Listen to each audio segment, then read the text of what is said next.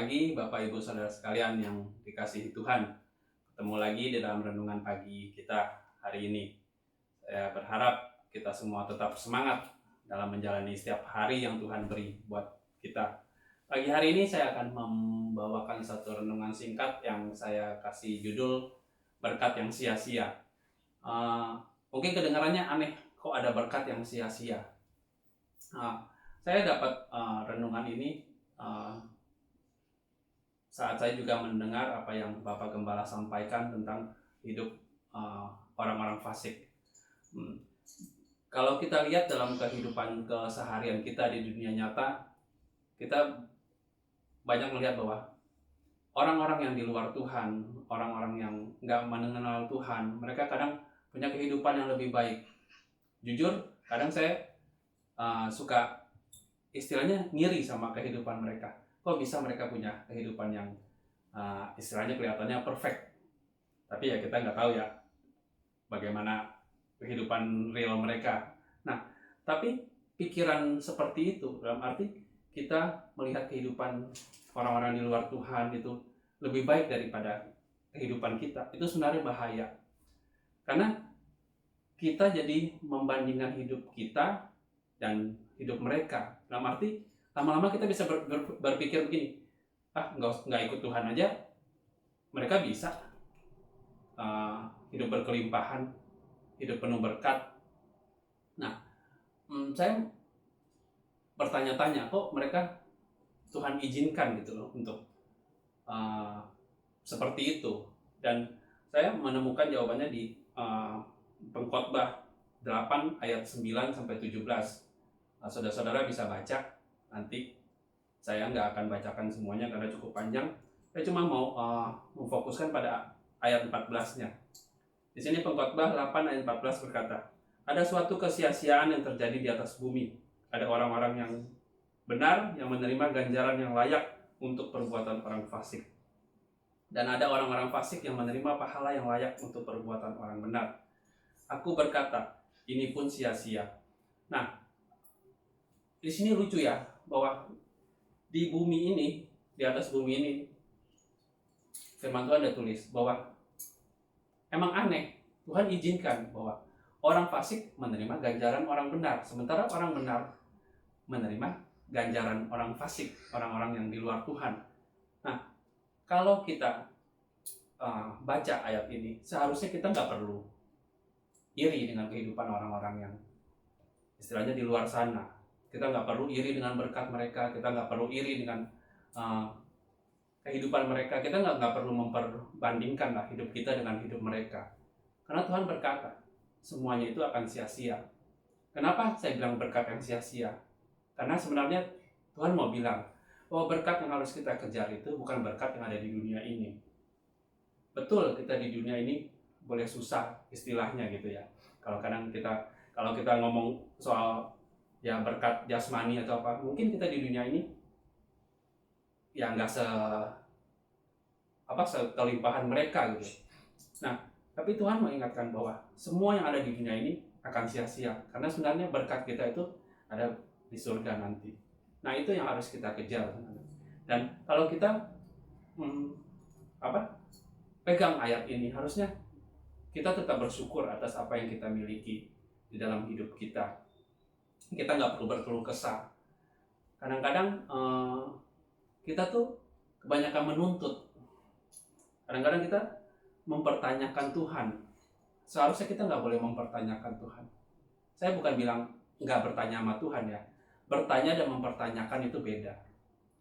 Kalau kita mempertanyakan Tuhan itu, kita akan selalu bilang, kenapa begini? Kenapa begitu?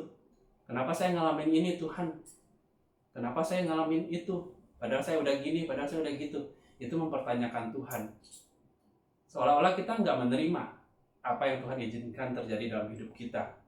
Tapi kalau kita bertanya sama Tuhan itu, ya wajar. Kita diajarkan sama Bapak Gembala kita. Kalau kita mau ngapain pun harus bertanya sama Tuhan. Harus berdoa dulu.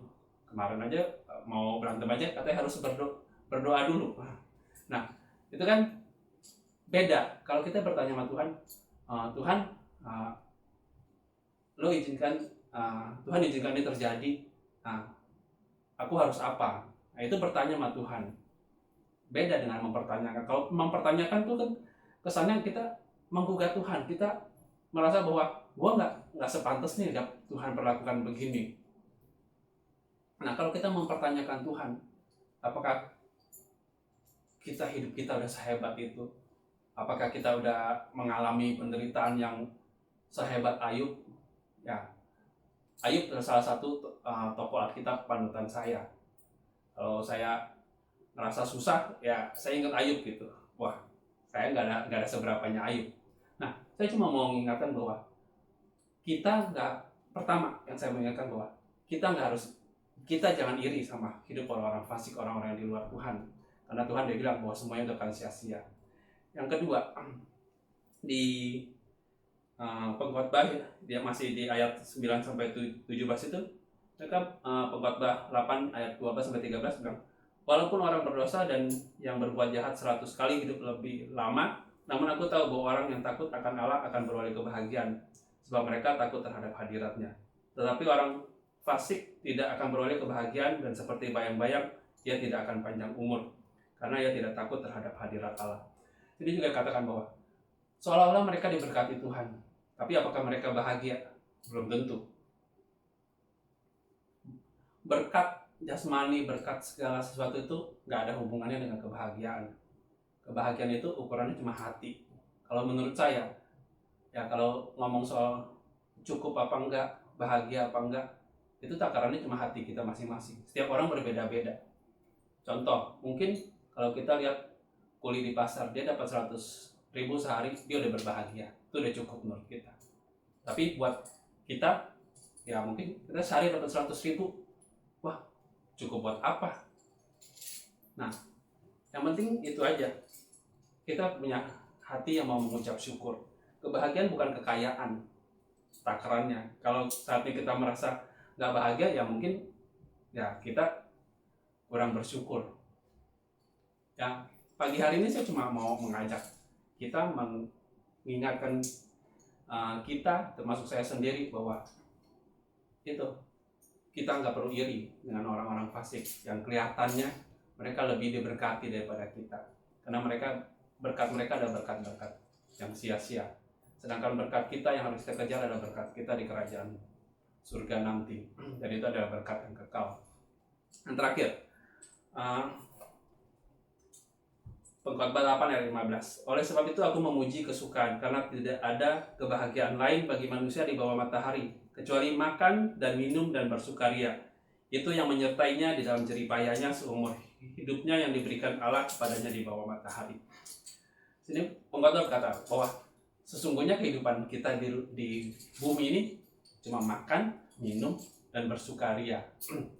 Nah, saya percaya dan saya yakin Bapak Ibu pasti cukup makan, cukup minum.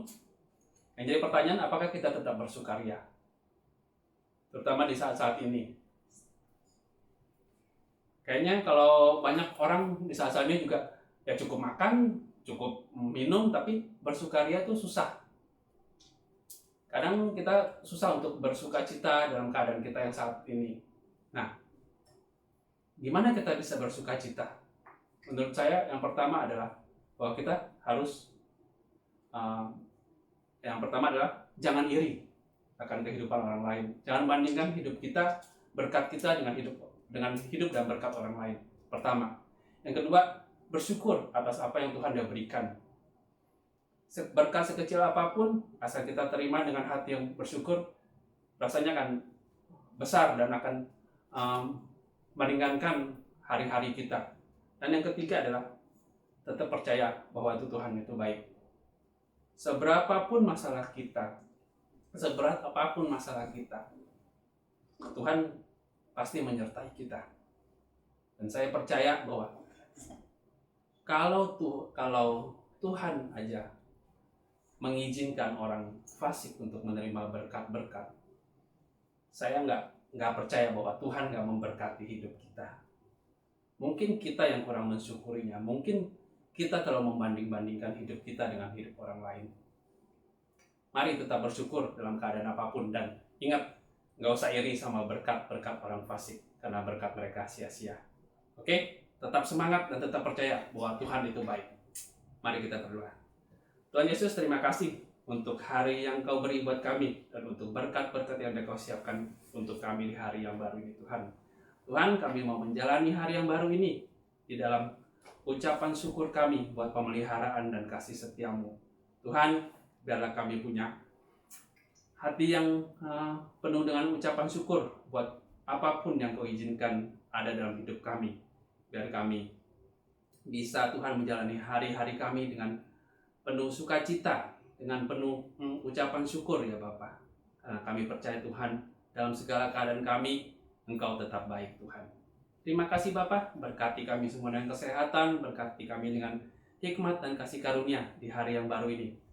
Terima kasih Tuhan, haleluya, amin.